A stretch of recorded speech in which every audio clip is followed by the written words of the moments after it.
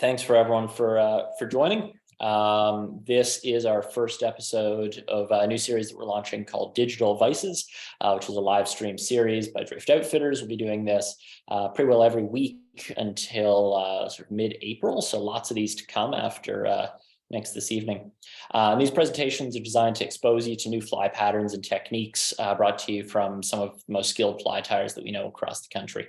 So many of these tyers are also guides and instructors, I should mention, a lot of them quite locally to us as well. And so we hope that their years of experience comes through in these presentations. And as we all know, flies are just half the equation in catching fish. So if you want to see how best fish these flies, we definitely recommend that you get out and book these instructors and guides to kind of see how that other half is done. If you do find these presentations useful and entertaining, we would encourage you to consider supporting the shop that's supporting you with these live streams. Buying direct from manufacturers or big box stores directly cuts out your local shops and the shops that can best provide the service that you need, host community building events, and contribute to preserving and protecting your local waterways. So we'd ask you to ask yourself, are the businesses that you're supporting you? You can shop with us online, over the phone, or in shop, of course. And it was worth mentioning, orders over $175 shipped for free within Canada. So without any further ado, our guest tonight, we're very excited to have on, is Nick Roman. Nick's been a real staple in the Ontario fly fishing community for, as we were just talking about, a very long time now. And I always pick up a thing or two talking to him, so I'm really excited for this. And tonight we're talking bass flies, specifically some crayfish patterns and some really fishy stuff. So Nick, you know your story better than me. I'll let you kind of introduce yourself. What's your backstory? What are you into these days? What am I into? Oh my goodness. So I guess starting with the backstory piece, yeah, I've been just fly fishing a really long time, particularly around the areas here of Southern Ontario. Love to do these things. This is, I think, the third live stream thing that I've done with you guys. And it's been fantastic just to connect with other anglers and, just talk a little bit about some of the fishing that I do. I don't know, just some of the fisheries that might not get explored or targeted as often as some of our other fisheries that we, kind of get more attention. I'd say that's kind of what I've been focusing on a lot lately. I think like last year might have been the first year that I spent more days chasing smallmouth bass than I did trout. It was it was still pretty close. I can't kick that trout habit too much, but it was actually an early start to the bass season for me this year, and it continued all the way into October and even into November a little bit. And so I'd say like in the last like 5 years or so, it's a close toss up between my favorite species being smallmouth bass. So that's really what I wanted to talk about today. Some of the previous live streams I've done, we did one on targeting smallmouth in the fall. That was predominantly based around large baitfish patterns. Then we did another one just entirely on fishing crayfish flies. So today I was actually going to not talk about crayfish, but I was going to go over a couple other patterns that I use on the regular for targeting some of the other food sources that smallmouth bass certainly love to eat. So sorry, and I did know that today's title is Beyond Crayfish. I should have called it Beyond the Woolly Bugger, because that's kind of what I'm getting at, is that smallmouth bass fly fishing can be as simple or as complicated as you want it to be. I think the first fly that everybody ends up tying when they're learning is to tie a woolly bugger, and that is just an absolute fantastic smallmouth bass fly. I think if you carried a dark woolly bugger and a light woolly bugger, you'd have a hard time finding a smallmouth fishery where you still wouldn't do okay with those flies. But I wanted to go just a little bit beyond some of those standard fly patterns and talk about a few things that I found have been really successful for my fishing. And like I said, I feel like smallmouth bass, they are super popular. I don't want to make it seem like it's some exotic species. Well, I guess it's exotic if maybe you're not from here, but we have a lot of water to fish smallmouth on, and it's something that I highly promote doing, especially, as it seems like more and more of our kind of trout waters are becoming in jeopardy, sort of with the development taking place. And then of course, with our really hot summers, it just makes perfect sense to be looking at other species and targeting those. And you know what? I don't know. I'd be hard pressed to think about a species better suited than smallmouth bass for the fly. So Absolutely. that's what we're going to talk about. I'm not a guide. I just thought I'd mention that right away. If you're looking for a guide for smallmouth bass, I mean, I got lots of recommendations for you. Matt Martin is here. He's doing. He's got some awesome smallmouth bass programs that he's been working on in the last year or so. But a lot of what I've learned, it's come from other guides. So I'm sure I'll mention a couple along the way as I'm tying, because that guides and fly shops really have been just such an influence to me. I would not be a successful angler at all if it wasn't for local fly shops and for some of the local guides that have mentored me along the way. So I just want to try to pay homage wherever I can, because a lot of these things are tips and tricks that I picked up along the way, but they're also things that I've learned from other people. So I think that's just really important to recognize that, you know, we're a community here in Ontario, and super important. Support the guides, support the shops. It's really hard to make a living in the fly fishing industry, especially in a small place like Ontario. So, but we're a big place, but we have a small population. Small population for a big place. Exactly. We're not quite the same. That's awesome. I should mention just before we get rolling here, I'll let you kind of take over. But everyone is in mute mode right now. But we do encourage you to partake in this. This is as much a Q&A as it is presentation. So if you do have questions, feel free to put them in the chat, and that way we'll keep the audio clean for everyone else. Yeah, fire those in there, and we'll chat about whatever your questions are. Yeah, just so you guys know, I can't see your questions. I just have a couple notes on the screen. Chris, can you just let me know? Yeah, I'll be reading them out. Interrupt me. Anybody who's ever done one of these presentations, they're going to know that it's real. Questions are really welcomed, because it kind of keeps us flowing and engaged. As much as I do like talking, I like to hear that there's questions, and it helps me along the way too. So if I'm talking about something, or I'm doing something on the vise that's not too clear, please interrupt me right away and fire your question in that box. I'd like to hear it. So yeah, and you know, I'll be doing the same. Cool. So yeah, I mean, I kind of gave you my, I don't know, I guess an intro or whatever already, but like I was saying, the woolly bugger is such an awesome fly. I think you could take smallmouth bass on it just about anywhere they live. And if you're a beginner fly tyer, please start there. That's the best place to start. Matt and I were having a conversation the other day, and we were just talking about how much information, how many fly patterns there actually are. If you get on social media and you start looking at different fly tyers, there's just so much. It's just almost overwhelming to decide what to tie. So stuff like this, where you're getting fly patterns from local anglers, is I think really beneficial. I would have loved something like this when I was learning the ropes. So a lot of the fly patterns I'm going to tie, they're not going to be a pattern that takes an hour and a half and a bajillion materials to tie.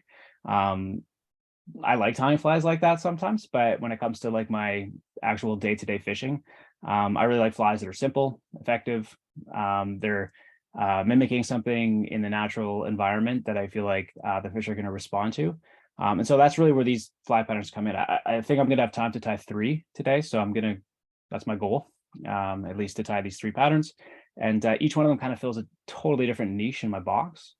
They also are they're designed to fish even different parts of Ontario. So even if you're not from Southern Ontario, you're living a little further north, I think there'll be something here for you. So I think what I'm going to do, I'm going to drop my camera down onto my vise, and I'm basically just going to start tying, if that's okay. Sweet. Yeah, let's do it. Give me one quick second. One thing I noticed is I forgot a material, but forgot to grab it out of my box, but that's okay. It's literally the least important material. So we're going to make do without it. Cool.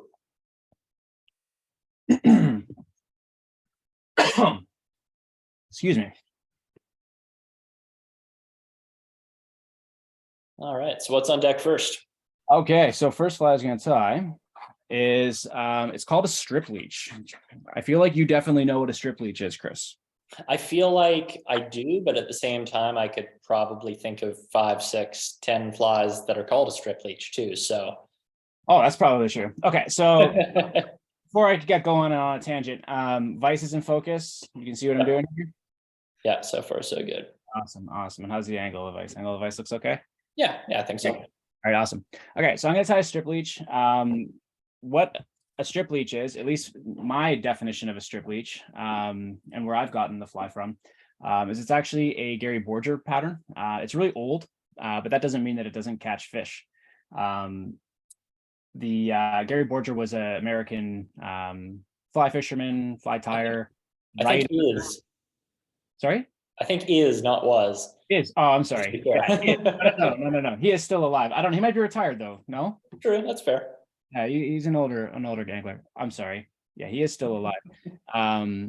Sorry, Gary, if you're watching.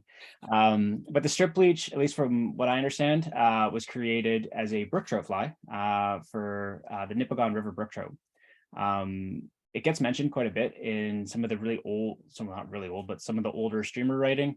If you pull up Kelly Gallup's first book, they talk about the strip leech quite a bit, as being one of the modern streamers in some of that work. But yeah, it was developed for Nipigon River brook trout. But I think that I've had this fly in my box at least since that book came out. So I probably should have checked, but I think that book's been around for at least 20 something years.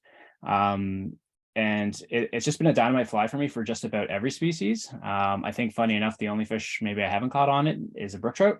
That's what it was designed for. But yeah, it's a really, really dynamite fly. It's a really simple fly.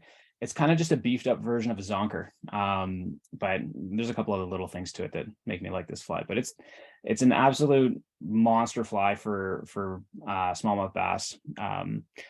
In some of the previous presentations that I've done, we've talked about, I grew up fishing some of the lakes around Muskoka, particularly those just on the edge of Algonquin Park. That's really where I learned a lot of the stuff that I don't know, I'm going to talk about, at least for this fly. And this fly has been in my box ever since then, and I've caught countless smallmouth bass on it. It is called a leech. It's because it's the way I tie it anyways, with a black bunny strip. I think it does mimic a leech, but I think it just mimics a lot of different other things too, in the fish's food source. But I'm going to start tying it. So as I mentioned, it is a zonker-esque fly, but the first step of the fly is really going to be to tie the marabou tail in. So what I got in the vise here is just your standard 4XL streamer hook. This is a size 4. I think I've only ever tied this in a size 4 or a size 6. So moderately sized streamer. It's not huge, but it's perfect for smallmouth bass, I find anyway. And first thing I'm going to start with here, this is just a little bit of marabou. Got chartreuse marabou. And who doesn't love the color chartreuse? It's predominantly. I get a little freaked out when I see chartreuse leeches swimming around me. Well, I've never seen a chartreuse leech either, but I think this is almost functioning as a hot spot on the fly. I mean, I haven't asked the fish why they eat the fly. I'm just happy that they do. But I think the chartreuse marabou really is kind of like a hot spot on it.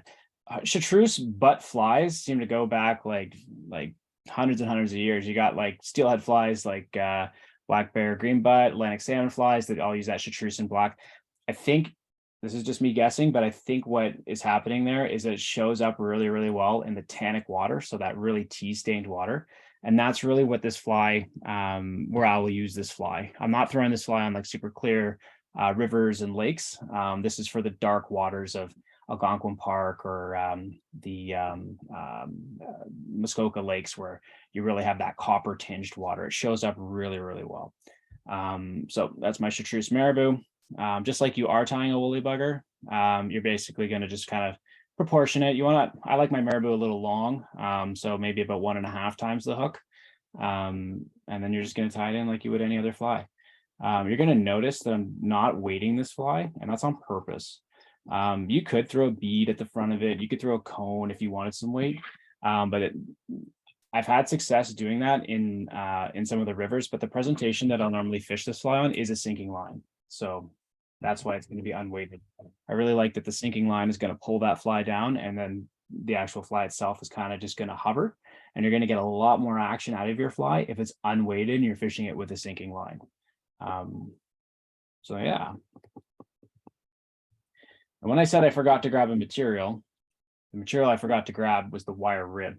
It's probably sitting upstairs on my real fly tying desk, not my studio desk.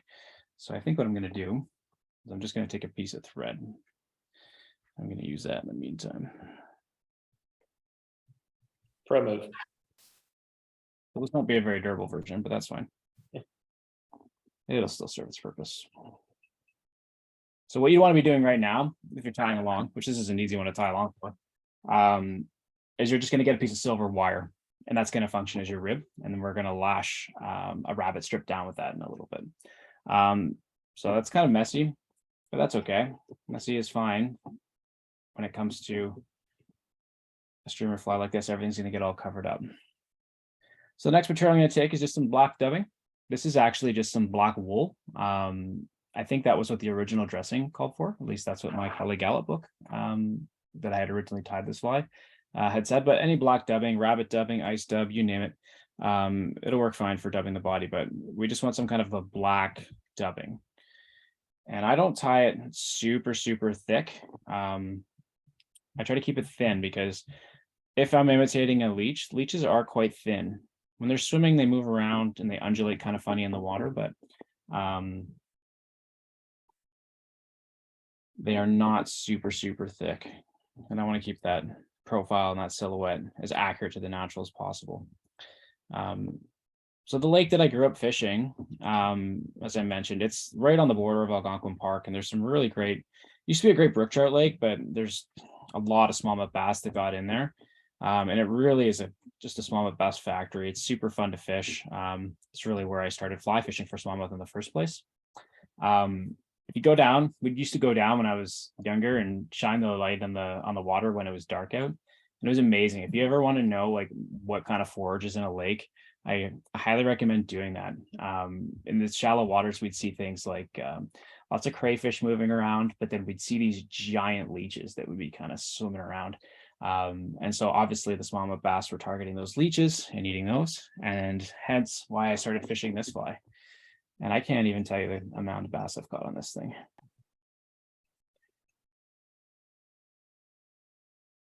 And so you say, this is a bit of a brighter fly for that tannic water. Do you tie a more natural one for a clearer water? I've never tied this fly in another color. Now, that's not to say that you can't. I know that the pattern originates with Mr. Borger. I've read something that he ties it in every single color and fishes it for every single species. Myself personally, just this fly is always in my box, and it's always been in this color. It just serves a particular purpose. And I have other flies for mimicking bait fish and stuff like that. That's not to say that you can't. I think marabou tail, zonker strip on the back sounds like a great fly in every color, to be honest. So if you wanted to take this as sort of like your I hate the word, but what do they say all the time, like a platform type pattern, by all means, I think that's a great idea. But this is my color for the fly. So I did a really thin body, just some wool dubbing, and then I'm just gonna pick out a few of the fibers, rough it up a little bit. Looks a little more rustic, when you do that. Maybe a little movement, I don't know, probably doesn't matter.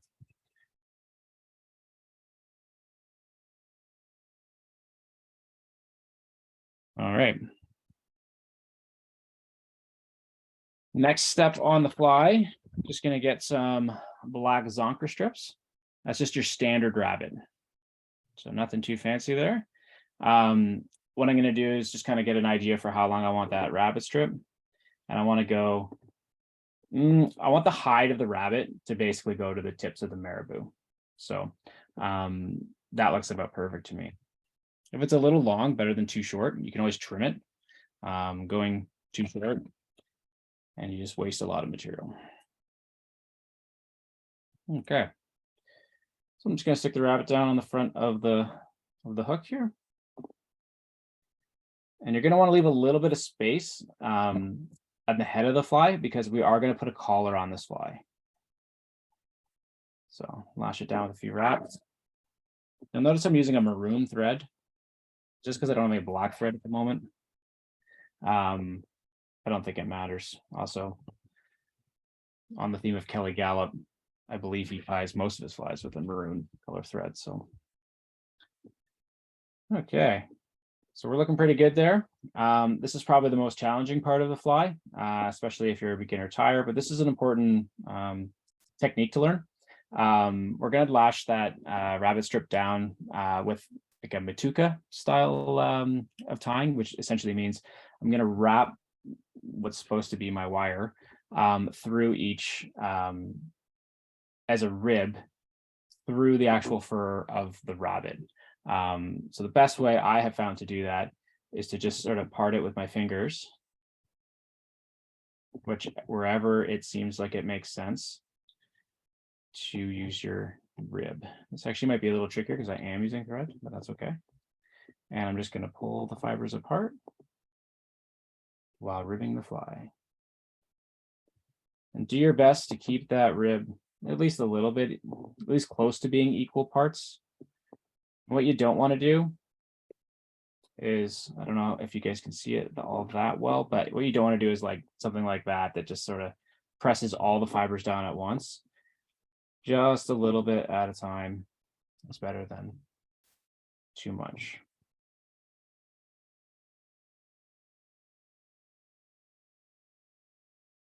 Maybe one more.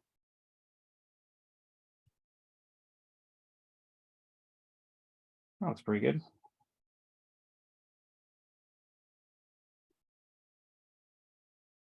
All right, and then a couple of wraps of thread just to tie my wire down. And we are done that step.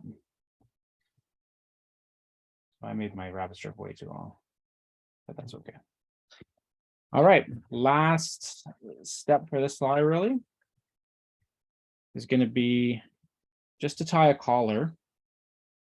And while leeches don't exactly have great big fat heads on them, I like to tie a collar. The original dressing called for a collar of hackle. It just looks really nice and neat. And again, this really could imitate other food sources as well, like sculpins, bait fish, you name it. But I think this collar really just helps to keep the fly looking really neat at the head, as well as it probably adds a little bit of movement to it as well. So what I'm going to do is I'm just going to take I guess I should show you what it is, a black schlappen feather. That's just your typical black schlappen, which is a long webby type of hackle. And I'm going to tie that in by the tip, right the front of the fly here. Break off the stem. And now I'm going to take that hackle feather and I'm just going to palmer it. Just like you would collar of a steelhead fly or a dry fly. And I'm going to go right up to that eye. And as I'm turning my hackle, I'm stroking the fibers back, and that just causes everything to sort of lean backwards like that. Makes a neater fly. Once you get right up to that eye, catch it with your thread and a couple of wraps to make a secure. And don't trim your thread, just the hackle. Very nice. And it occurs to me that you're talking about how you like this as an unweighted fly. Just thinking about hookups with this fly, you've got a lot of tail on there, which I like too. I like a good long tail on. I'm gonna cut that tail, Chris. Well, but even trimmed a little bit, it's still, you know, on the longer side. I imagine if you had this weighted, maybe not with a bead head, but something heavier like a set of dumbbells on there, thinking of just a bass trying to suck that in, I may have a little more trouble. I'm thinking getting it in versus this being so light. I just bet they suck that right in. 100%. Yeah, it's not much issue there. So I am going to trim the tail. I made it way too long. If you're ever having to trim rabbit, make sure you don't just chop it. You're going to cut all that nice taper off at the back end. You really want to slide your scissors right to the base of the hide when you cut it like that. There we go. Nice. There we go. How's that for a That's super fishing. Love it. Right? Here's another one I tied that I actually have the proper rib on it. So there's very little flash on the fly. My approach with flash is I either go all in and make a super flashy fly, or I have a very muted fly, and this one tends to be muted. In the copper tannic waters of Algonquin, of the like Muskoka lakes, going heavy on flash, especially myself, I really like copper flash. It seems to show up really, really well, but also just a black silhouette is highly visible. The chartreuse butt on it, I think, is also extremely visible to the fish, and they'll come find it based on that, even though there's no flash on it. A black leech pattern, hot green butt. I'd fish this for all kinds of different species, but like I was saying, I've caught a lot of smallmouth bass fishing this on a sinking line. Active retrieve, not stripping too fast, but just, little strips, little taps of the rod tip, just to kind of crawl it along just above the bottom of the rocks. And you're gonna get tight if you fish this fly. I can tell you that much. So that's what that's like. Jeff was asking if the marabou helps keep the rabbit from wrapping around the hook bend, and if you would have any use for like a mono loop to keep it from wrapping. You know what? That'd be a great idea. That's an old saltwater trick. In case anybody's never seen that before, the very first step of the fly is you take a heavier piece of mono, something around like 10 pound or so, and you make a little loop right here at the butt end of the fly. And that just sort of keeps everything propped up and not like wrap around like this. To be honest, this fly fouls much as is? You know what? I'm trying to think if I've ever had that happen. It probably happens every now and then. It's not a massive problem though. Yeah, like just looking at, if I had to wager a guess, I'd say it's probably not terrible just based on the hook that you're using, because it's not a huge gap on that hook, right? Like if you're using a wider hook, it's a lot easier for it to get around the point. Yeah, this is a standard, just your standard streamer hook, right? So 4XL size 4. Yeah, I mean, it definitely could happen. I've done the mono loop on other flies. I've never done it on this one though. Like I said, I do tie it in a size 6 as well. Size 6 is really common smallmouth bass size for me. And I just, it's a smaller hook too, so maybe that's part of it that just never gets caught because of a smaller gauge. But yeah, I mean, if you want to do one, I definitely would encourage you to do one. It is one extra step, but it's well worthwhile. Step it off after too. Exactly. Yeah. Cool. So that's my first one. Again, if you're fishing up in dark tannic waters, give that one a shot. I think you'll be pleasantly surprised. You guys get a good look at it? Yeah, that looks sweet. I'm just thinking, like, I don't think there's gonna be any surprise when it works. No, it's a pretty, I mean, marabou tail, zonker strip on the back. Really, that's a recipe for success for a lot of flies. I mean, I don't want to bore you guys and just tie like one of my favorite flies, which is just a slump buster. I have one right here. That's just an awesome fly. It catches everything. It's easy to tie. If you've never seen a slump buster, I think Matt tied one in one of the other sessions that you guys did. But I didn't want to tie another one that somebody already done, but that's a really good leech fly. Okay, let me get rid of some of this material here. If there's any questions about the strip leech, let me know. Yeah, if anyone has any, get them in there for sure. And yeah, if anyone hasn't seen the slump buster, I can't remember, it's been a while. Matt might have tied one, but it's basically what Nick just tied minus the marabou tail, usually tied a little smaller. So downsize it. A lot of people throw like a cone head or bead head on it too. Yeah, and I got a cone on this one, right? Just a brief comment. I did say it quickly, but with the strip leech here, if I'm fishing it in a river, I have some that have a bead and a cone head on it, and it has worked really well. Again, my attraction to this fly really came from dark watered Muskoka Algonquin lakes. So that's primarily where I will fish it. But I've had really great success on some of our rivers, especially when there's a bit of color to the water after a rain or something. Again, it's black, it's visible, creates a crazy silhouette, and something about the bright green tail, I think they're able to see it, they're able to find it, and they eat it. So don't be afraid to wade it. Try it in the rivers as well. Sweet. Okay. This is the one I was most excited to tie today. So I'm going to tie that one next.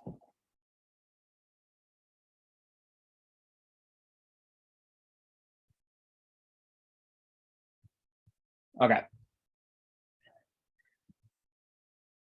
So this fly here, this is a goby fly.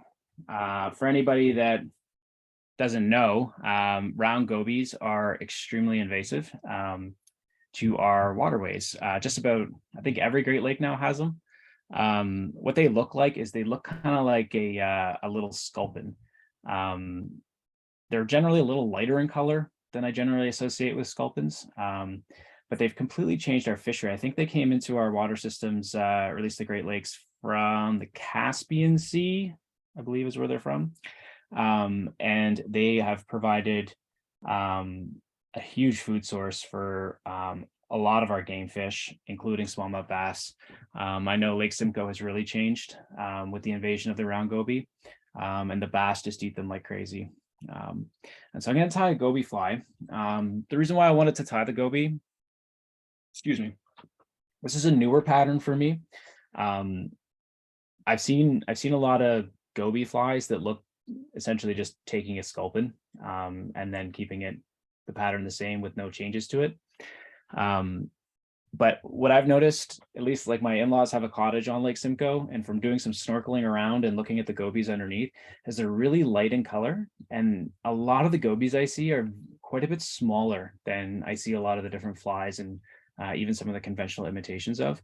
So I wanted to tie like a really small, really light colored goby. And then about 2 years ago now, I had some really great success fishing this fly behind a bigger fly, and almost every single fish grabbed the smaller fly, and returned to the same location last summer. It was up at a friend's cottage on Lake Huron, and we were fishing a shallow bay, and again started fishing this goby pattern.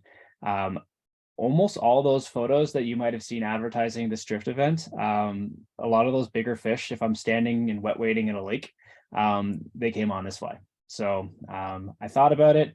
I thought about maybe keeping the pattern to myself, but I decided I'd share it because, as I was saying, I want everyone to have a really good time with smallmouth bass. I think in our Great Lakes especially, we have absolutely enormous smallmouth bass. Matt Martin, I'm sure, is going to tell you all about it on one of his fisheries presentations, but this goby pattern has been really, really great for me. The initial pattern, I overcomplicated it, and I was adding a lot of material that didn't need to be there. And so I've really scaled it back just to kind of the fundamental ingredients of what I think matters. And those fish really told me that I was onto something here. So I'm going to tie that one for you next. I'm not going to change my bobbin over or anything. I'm just going to keep it the same thread. It doesn't really matter because I'm going to actually put a little sculpin helmet on the front of it. So that'll all get covered up. What I'm starting with is a, don't know the number, but it's the Trout Predator Light. So that's an Arex hook. If you're not using Arex hooks, they become really popular. I know, Chris, you guys sell probably tons of them at the shop. They make all kinds of really, really great streamer hooks. The Gamakatsu B10S is a similar hook to this. It's just a short shank hook. I was a huge fan of the B10S for a very, very long time. And I started using these Trout Predator hooks, and they're awesome, especially the light wire. I could go on a whole tangent about wires of hooks. But I love lighter wire hooks. I find they just really penetrate the fish's mouth better, and they seem to really stay put. Let's put it that way, when you're setting the hook. So this is a really easy fly. I think just about anybody can tie this one. It's only going to take a couple materials as well, because like I said, I really sort of scaled back the materials on it. So let's just get started, and it's only going to take a few minutes to tie this one too. So hook and the vise, this is a size 2. So it says size 2. It kind of feels like a small 2. Yeah. Right. You find that as well, Chris, with the the trout predator? Yeah, I'd agree. I think the number Fallon's looking at, could be very wrong on this. Pretty sure it's a 605. I got it here. Yeah, it is a 605. Look at Guy, eh? This guy knows his stuff. that. But yeah, I agree. It's like it is a pretty small hook for what's labeled as. Yeah, I really like it. They're calling it a size 2. The shank length is honestly like a size 6. But anyway, we know hook size. You're getting a nice big gap relative. You're getting quite the gap there, yeah. And that's great because I'm going to invert it when I'm actually fishing it. But yeah, let's go. So super simple tie. Just get your thread on there. That's your first order of business.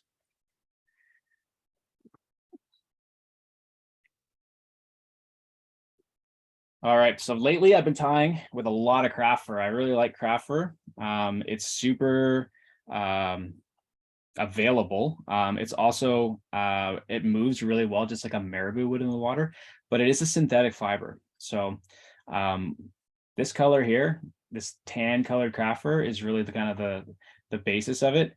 As I was saying, when I was snorkeling around Lake Simcoe, and then even walking on some of the bass flats with Matt, really noticed that these gobies are just such a light color. They really blend in well with their background. If you're not sure what color of goby, and this applies to sculpins as well, look at the color of the bottom. They're going to match the color of the bottom. If you had something that didn't match the color of the bottom, well, it would get eaten very, very quickly. So the type of forage usually mimics that bottom color. And so if you're walking around Lake Simcoe or you're walking around Lake Huron, you're going to notice that bottom is a real sandy, tannish color. And so that's why I'm tying the fly in this color, because that's exactly what the gobies look like.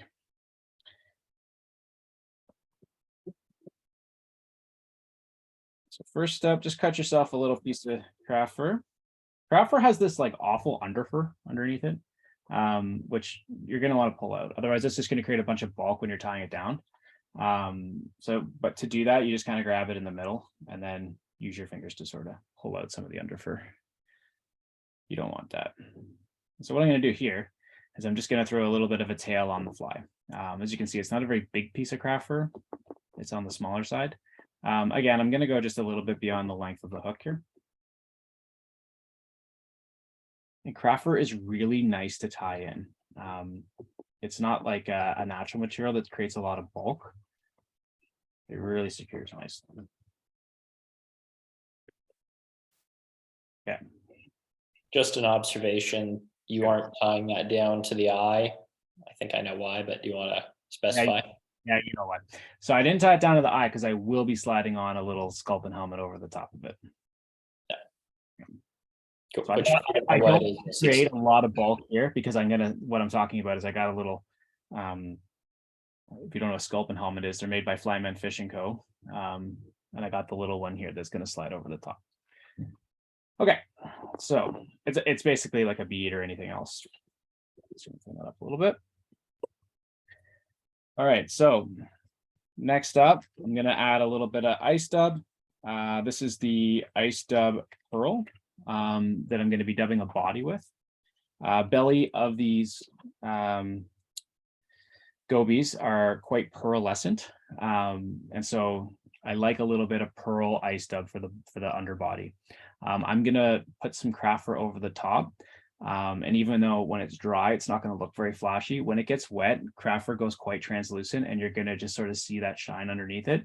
And I think that's just a really, really, just looks so fishy when it's wet.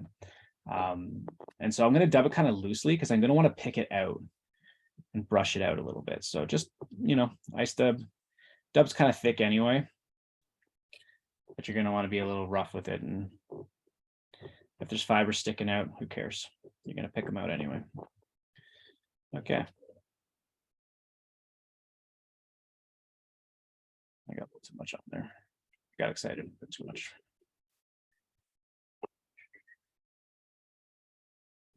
Okay. All I'm going to do is just take my little dubbing tool and just brush out some of the fibers here.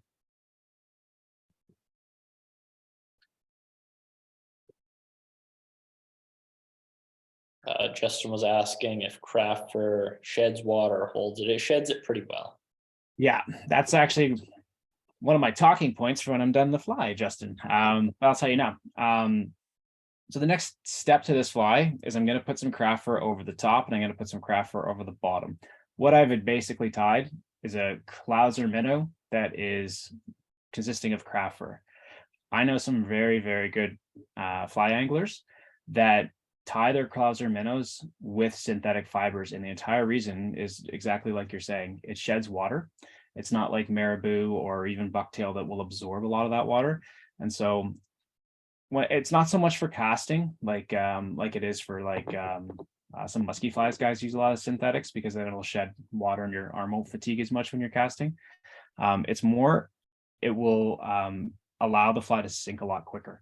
So if you're using synthetic fibers, they seem to sink faster than some of the natural materials that absorb water will. Marabou especially, and rabbit, both of them sink. Marabou is actually not so awful. Rabbit sinks like garbage. Rabbit is an amazing material, but that rabbit hide really slows down your sink rates. How's my focus, Chris? Is it still focus pretty looking good? Yeah. Oh my goodness, I just looked at the time. It's amazing, right? I don't know how that happened. I feel like I've been doing this for 5 minutes. I'm going to pick up the pace. I'm sorry if I'm going a little slow, guys. Chris is supposed to be moving me along. Okay, we're going to be fine. I got white craft fur here. That's going to go on the bottom of the fly, which is actually the top of the hook. Okay, because this fly fish is inverted, just like a clouser minnow would. All right. And what I'm doing is I'm just using my thumbnail to kind of spread the fibers out a little bit. If you can see that, that's the belly. And it just gives it a little bit more bulk without less material.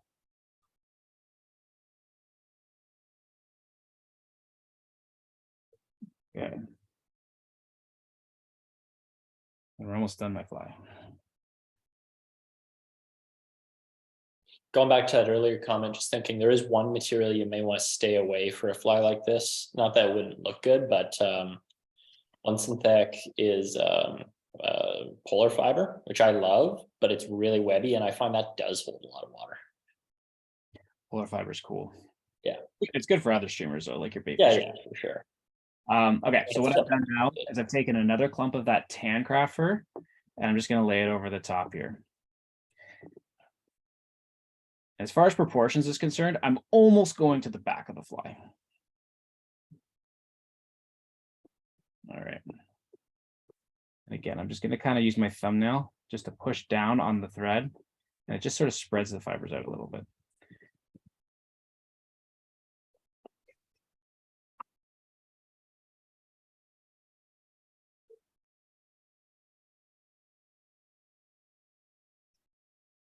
Get out there. Okay.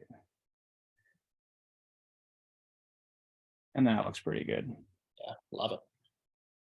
Just gonna wet my fingers a little bit just to kind of show you what it would look like if it was actually pulling through there.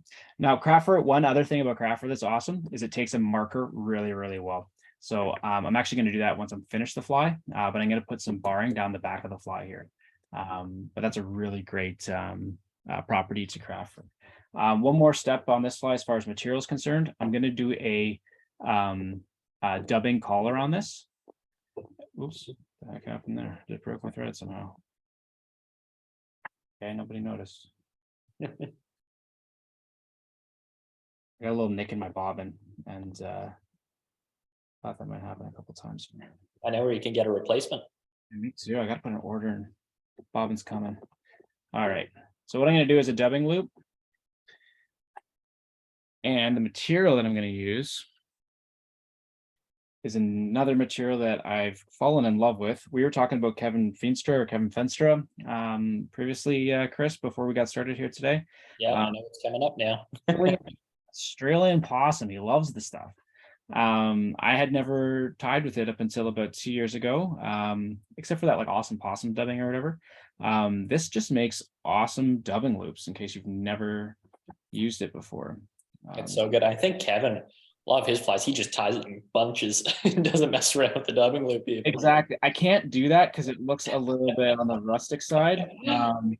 I'm gonna put it in a dubbing loop. So bear with me here for a second while I do that. I am putting a decent sized clump though. It's not a small clump. I'm just gonna pull out some of the underfur. If I can. Yeah, it's for anyone who hasn't seen or used it, it's almost kind of like a sculpin wool. Like you can kind of shape it similarly and it'll fill in, but it's just way softer. It's really nice to work with. Really soft. It's such a cool material. And I started using it on a few different flies, mostly Kevin's flies. Because again, that's why I ended up buying it from you guys in the first place. But yeah, I've really fallen in love with it, and it's relatively easy to use as I mess up my dubbing loop. All right, so if you've never done a dubbing loop before, you basically are sandwiching the fur in between two pieces of thread, and I'm spinning it around to create a kind of a rope, and it's going to create like almost like a brush. Just going to pick out some of the fibers. This isn't my nicest looking dubbing loop, but I'm conscious of time, so I'm not going to do it again. Don't rush, you got lots of time here. Yeah, I just looked and I was like, holy smokes. Already been talking for 45 minutes here. All right, that looks pretty good. So what I'm going to do is I'm going to take my dubbing loop and I'm going to go around and make a nice collar on this. Gobies, much like sculpins, do have a fatter head. And so this is kind of imitating those pec fins or that fatter head that they're so characteristic of that type of bait fish. And I really don't like monochromatic streamers. I like streamers that have a couple different colors blended into them. And this sort of just satisfies that with this fly. I've gone right to the end here, which I'm going to push my back a bit, but that looks okay. It's one of the hardest things. I have a problem. Like I'm with you. I don't like the monochromatic thing, except I do like a straight white fly here and there. And anytime I try to sit down and tie one, I get in trouble because I just have to add things to it and I never get the fly that I intended to. You know what? I heard an expression that I'm not going to be able to quote it properly, but essentially saying that like the fish are on your side, they want to eat the fly, and often we just like put way too much junk on there. Yeah, it causes the refusals, right? Yeah, it's just putting legs and extra flash, and like you don't need that, right? And that's really what this fly's taught me anyway.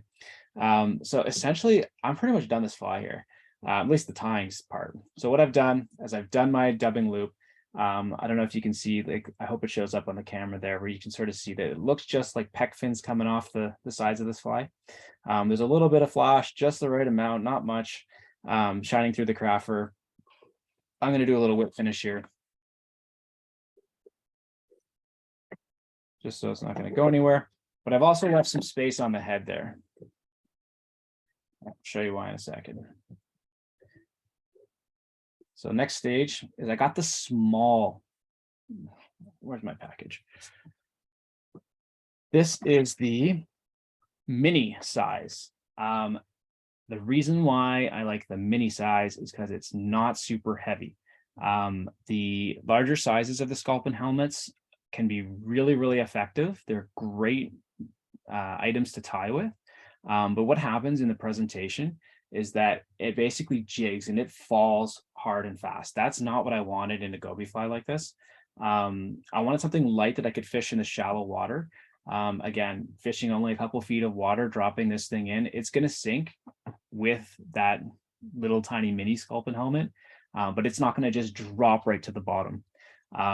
I have paid the price so many times for overweighting my flies, particularly when it comes to trout flies. I think I blew the shot at the biggest brown trout I've ever seen because I was fishing just this super heavy fly. Fish came out, wanted to eat it, mouth open. I had to keep stripping that fly so fast in that foot or so of water. And then when I slowed down the presentation a little bit, the fly just dropped. Fish had no more interest. He was gone. Lighter flies can be really, really beneficial. So as we've all learned through Euro nymphing and nymph fishing, carry stuff in different sizes or different weights, sorry. I think it'll really help even your bass fishing, even your streamer fishing. And this one here is a really, really great weight just for fishing shallow water bass, or dropping it behind a heavier fly, because then this one won't sink as fast. And that heavier fly will function almost as if it's like a sink tip, say. Cool. Have you ever done that, Chris? Tandem flies, oh yeah, for sure. For bass though? Yeah. Sorry? For bass? Yeah. Yeah. Okay, so what I'm doing here is I got a little Zap-A-Gap out, and I'm just going to glue my sculpin helmet onto the front. It's probably worth noting for anyone who hasn't used the sculpin helmets, they do have a really nice, cool profile where it is that sort of sculpin head shape. But one really key feature is that, as Nick's putting that on, the bottom of it is like way, way thicker and heavier than the top. So unlike just if you're thinking of just swapping out with like a cone heads are kind of the same weight all the way around. This thing will invert a fly by itself. It's so much heavier on the bottom. Absolutely. So the last step that I'm going to do here is I'm just going to take a black marker and I'm just going to bar the back of the fly. And that's because gobies, much like sculpins, they do have some modeling on them. And so just bear with me for 1 minute. You're not going to be able to see me do it, but I just got your typical Sharpie marker right here. Just bear with me. I usually don't like using markers on flies because I find that I don't know, just don't do a great job. About the scent? It's actually not the scent, which makes a lot of sense actually, especially if you wanted to use this as a carp fly. I don't know how you feel about scent on carp flies, but most of the time I just find that I'm kind of picky and I don't like the way I bar it. But for some reason, craft fur looks quite nice when you touch it with that marker, and you don't have to do a big blob on it. Just a little touch of the marker, and it really makes a nice modeling. So there's my fly.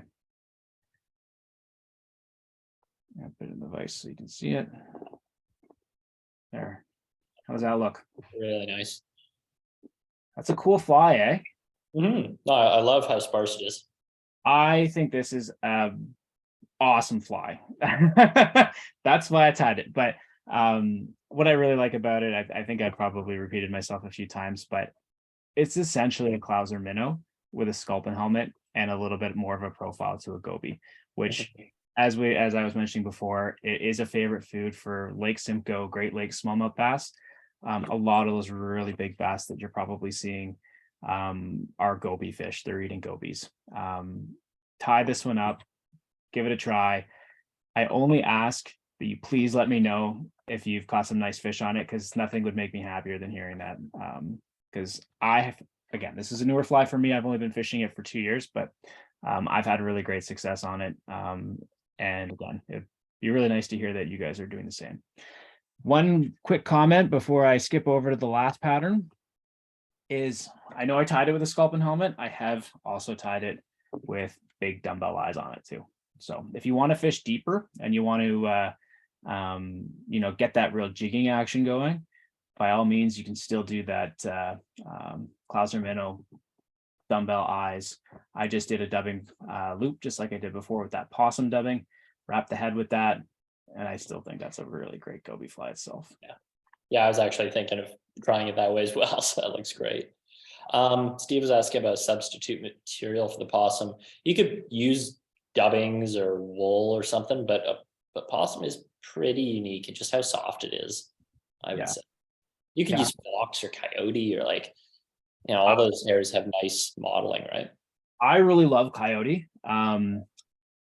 And I if you've watched my previous presentations, Clouser, like Bob Clouser, the actual Clouser, he ties some Clousers with fox, and I've had great success fishing those. It's quite a good substitute for this. It might not quite be the same, but if you put fox, like an Arctic fox, in a dubbing loop, I think that would be probably a good way. Or a red fox or something to get you some of that modeling. Any like soft, natural brown kind of hair, I feel like would probably work at the end of the day. Or you could take I don't want to speak for you, Nick, here. I imagine you could use like a laser dub or something stacked and maybe barred up a little as well, right? 100%. That dark tan laser dub looks a lot like that. Yeah. Patrick is asking if you have any tips for fishing it. Do you try and bounce it on bottom, strip it fast, like something darting, or any pointers? Yep. So again, I tied that fly for fishing shallow water. I knew that this place on Lake Huron, for some reason, even into August, the smallmouth are still really shallow. And really all that I would be looking for there is fishing large boulders. Kind of a rocky shoreline when every now and then one large boulder would pop out. That's what I'd be looking for. I'd generally be casting a fly that has a little bit more weight to it, maybe a little bit more flash to it, and then running that as a trailer off the back end of it. Last summer, we put so many fish in the net, so many nice quality smallmouth bass. Every single one of the fish that I caught, except for one, was on that pattern. So they were totally ignoring the other fly and eating that one. Cool. That often happens when you're fishing smaller flies, or like a tandem fly, but that one is not a fly that I would, dead drift or anything like that. I'd be doing little taps of the rod, stripping it pretty aggressively. Gobies can be pretty fast, so they're darting in and out of the rocks to get away from the bass a lot of the time. I think fishing that just like you would just about any other streamer, that's how I would go about that. Sweet. I know what's coming up next here. I'm excited for this one. Yeah. So, okay, next fly pattern, totally running a different direction. We've done one that's for like Muskoka in the Tannic water. The goby fly was primarily for Great Lakes, Clearwater smallmouth bass fishing. This one is now going into river bass. A lot of people know crayfish, gotta have crayfish flies for the river bass. But it seems that like matching the hatch and thinking about other invertebrates that the bass might be eating often gets ignored. A lot of what I've learned about smallmouth bass fishing has come through spending some time with back in the day, the Grand River trout fitters, when they have I live in Elora, back when they have their shop in Fergus. Ken Collins, Steve May, they have some great bass patterns, and this is one of theirs. So some of the rivers, they have a population of Hexagenia mayflies, and fishing hex nymphs or tan woolly buggers that even imitate those hex nymphs can be a really effective way to target these bass, especially the really big stubborn ones that might not want to chase a streamer. Those fish can be 20 years old, 25 years old. They've seen a lot of different stuff go by their face. Fishing a nymph under an indicator, swinging a nymph slowly, or even fishing one tight line, which I've done quite a bit. Those are great ways to really dupe some of the more large selective smallmouth bass in the rivers. That said, a lot of lakes have Hexagenia mayflies in them as well. And they get huge hatches of Hexagenia, or what some people call fish flies. Shad flies? Shad flies. I haven't heard that term in a while. That's what we call them on Simcoe. And yeah, having a hex nymph is a great thing to throw into your box. Up on one of the rivers that I fish a lot for smallmouth, I was seeing some huge fish this later in the summer this year, and I was really having a hard time getting them to eat anything, any clousers or anything that I was just used to throwing. Coming back later after they'd had a little bit of time to rest and putting one under a nymph rig and very slowly nymph fishing around some of the boulders was a really great way to get them. Nice. Yeah, I'll talk a little bit more about how to fish it as soon as I tie it. But yeah, this is the full motion hex. Chris, I'm sure you've heard of this one before. Oh, it's got a spot in my box. I love it. There we go. I love local flies from local tires. There's just something about that. If you know that it was created for that fishery, it gives me just so much confidence to fish it. So I've had this one in my box for a lot of years, and it's often on the end of my line. All right, so what are we doing here? I got a curved nymph hook. There's so many different manufacturers of hooks out there.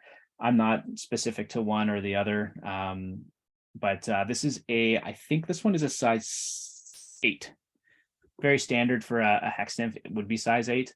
I have tied it size 6. I really like size 6 too. I've even gone down to a 10, and I've even fished trout with a size 10 of these, and I think it's a pretty acceptable green drake imitation as well.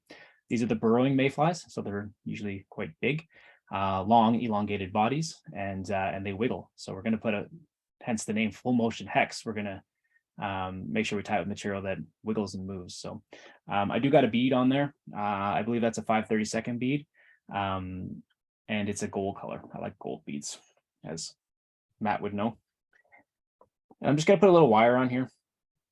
It's less for the weight of the fly. The bead is pretty heavy. It's more so that it's going to help secure the bead. So, and you like just a brass bead on there? So this one here, it is a tungsten bead. I tie them with both.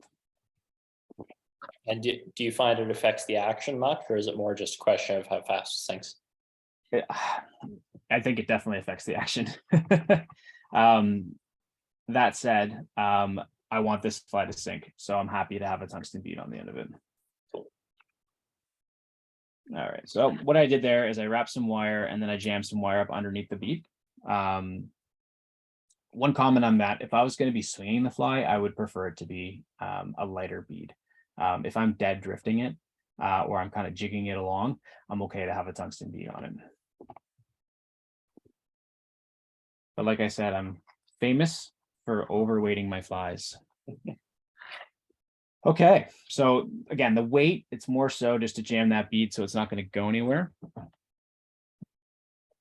Then what I'm going to do is I got just some natural rabbit strip. This is just your natural color. The other color you can use is tan. I have some flies here. These ones are done in tan, so you could easily do those as well.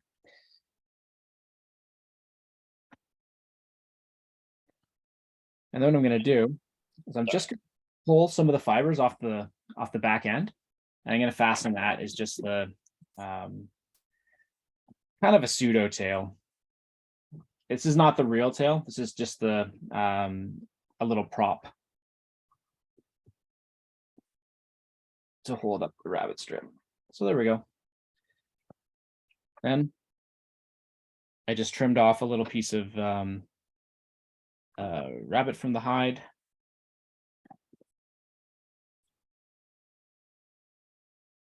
And I'm going to go the length of the hook shank here. And that's just your standard rabbit as well. And then in order to keep the same, what do you call it, size of the body, I'm just lashing the rabbit hide up to the wire there. So that's the tail of the fly, just like that. Nice. Okay. So when I think of a hex hatch, thinking July? Yeah, so? End of July, August. So would you would say this is a fly to fish leading up to that point, not so much after? Or honestly, this fly, I know it's called the hex, but it can imitate all kinds of different things. I find that matching the hatch when it comes to smallmouth bass can be really, really good. They are not as picky as trout in the sense of the actual fly itself. I find they're very picky with presentation.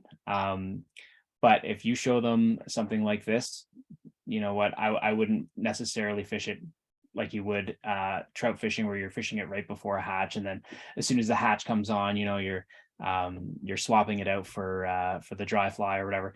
This will fish well for pretty much all summer long. I'll fish this all summer long very confidently. But definitely end of July, definitely early August, great fly to fish.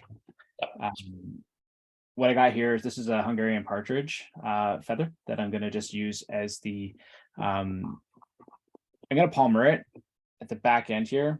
We can call it legs. But this is how the original dressing was tied, sorry. And I'm just going to throw a couple wraps here, and hopefully I don't break this feather.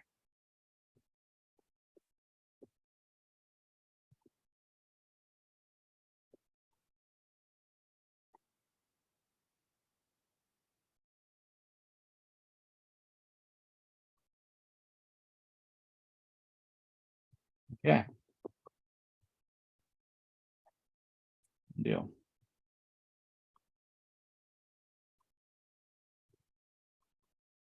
All right. Next material you're going to tie in is a rib for the fly. And the rib is just a single piece of pearlescent flashabou.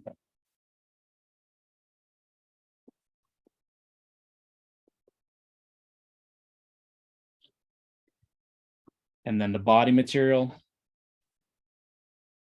is going to be Hare's Ear Plus, everybody's favorite dubbing. If you don't know what Hare's Ear Plus is, it's a hare's ear dubbing, but it's got antron fibers in it, which make it really buggy looking. I think the original dressing from Steve and Ken that it uses a like a sow scud dubbing, which I remember Ken used to sell in the shop. But I've really become just a huge fan of this Hare's Ear Plus from watching these live streams, actually. It's a good one. Never keep it in stock because of these. But with Ian Troop talking it up so much, right? It's on a lot of my flies. I used to have a whole bunch of hares masks kicking around, but buying the prepackaged dubbing, it's spikier and it's got a little sparkle to it. I love it. I also thought that a lot of the people watching this would already have that. So handy. Yeah, we don't need any exotic materials here. That's it's never fun when your favorite fly uses like super crazy stuff that you can't find anywhere. So what I'm doing is I'm just dubbing up a relatively bulky body as far as nymphs are concerned. These are big nymphs, so a little bit of bulk on the fly is perfectly acceptable. You do want them to be somewhat tubular. Is that a word? I don't know. Totally. And I'm not quite going to the end of up to the bead here. And that's because, again, I'm going to throw a collar on here, and I'm also going to throw a little dubbing head of a different color, which, again, I just think is such a good, breaks the silhouette up a little bit of the fly. So, oh my goodness, this dubbing just looks awesome. So spiky. Yeah. I should have put my order into drift before doing these. So you guys are going to run out of possum now, and you're going to run out of I really need it. You know what? I was putting together a material order today. I think we are already sold out. So there's a fresh batch hopefully coming in maybe next week. Well, when you get possum, can you put one aside for me, please? I got 2 patches and I'm almost through them both. Yeah. It's fly tying season. That's what we do. Okay, so I just ribbed the fly just with that single strand of flashabou. Really easy. If you saw, I picked out the dubbing before I went over the fly with the flashabou, and that's just because flashabou, it's not the most durable material in the world. If I take my dubbing brush and I'm too aggressive with it, I could very easily break that flashabou. It'll take a little bit of picking, but I don't want to like really give it to it. If I do that, it's going to break and make me upset and make me look silly on here. All right, so next up, one more partridge feather. Let me find a nice one. Well, you do that, probably good to note something you mentioned there, but just to go back to that, you mentioned that hexes are burrowing mayflies. So where might somebody find one of these? What kind of an environment are you looking at to find these? Great question. Not the super rocky areas of your trout stream. Hexagenia need a substance that they can actually burrow into. So you're usually looking for like a silty bottom. It coincides nicely with a lot of the middle sections of our rivers. And so you can find hexes on a lot of our trout streams, but usually in the middle sections of those rivers. And so what actually happens to live in the middle sections of most of our favorite trout streams is smallmouth bass. And they are definitely eating these and gorging on them when they're available to those fish. They might not be available to the fish earlier in the year, but definitely as the hexes start popping out.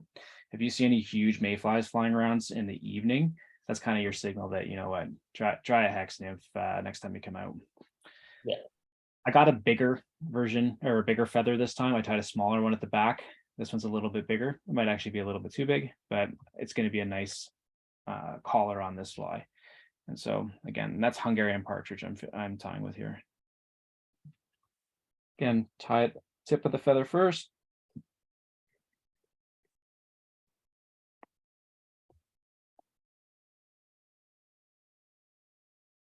and just wrap that feather as a collar. Just a real big soft hackle wet fly. Interesting. I was recently rereading Joe Humphrey's Trout Tactics, and in it he has a chapter on night fishing, and he's talking about he'll fish streamers and things, but he was big on fishing wet flies and giant wet flies, like 1/0s. Yeah, I have that. There's a chapter in that book about that. Yeah. So It's funny, eh? I bet it works. for sure, yeah. But yeah, this is just a great callback to that kind of thing. I can totally see it working. Hey, maybe you want to tie this thing for some night fishing. I don't know. Could work. Hexes are coming off at night, right? Those Michigan guys are doing it like crazy. That's true. Yeah, they go and dry fly fish for them at night. Yeah, I did that actually. I went and fished the Au Sable. It was a really good time. Yeah, that'd be a fun time. I imagine you could do it here too. I don't know why we don't.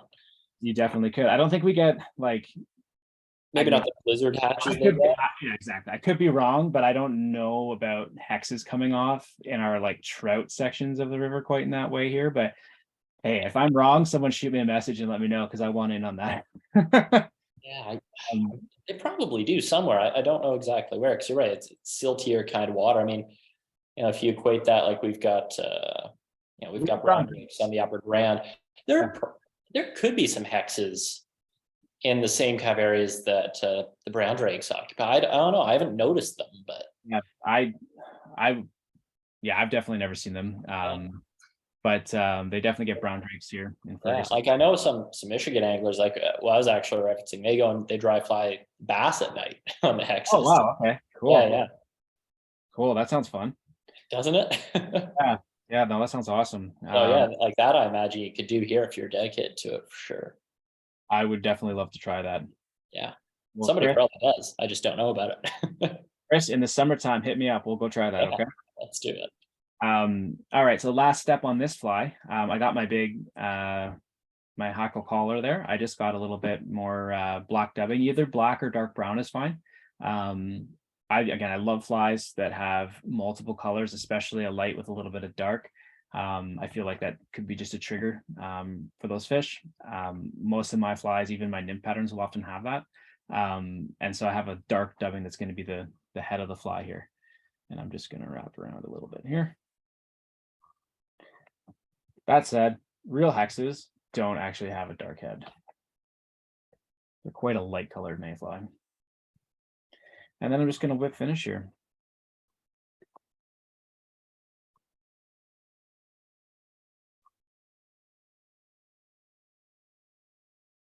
And that is the full motion hex. Look okay on your side? Yeah. That's pretty good. Now, again, I know the name says full motion hex, but like this is a really souped up woolly bugger-esque fly. I do really like to nymph fish it. Fishing it under an indicator for bass.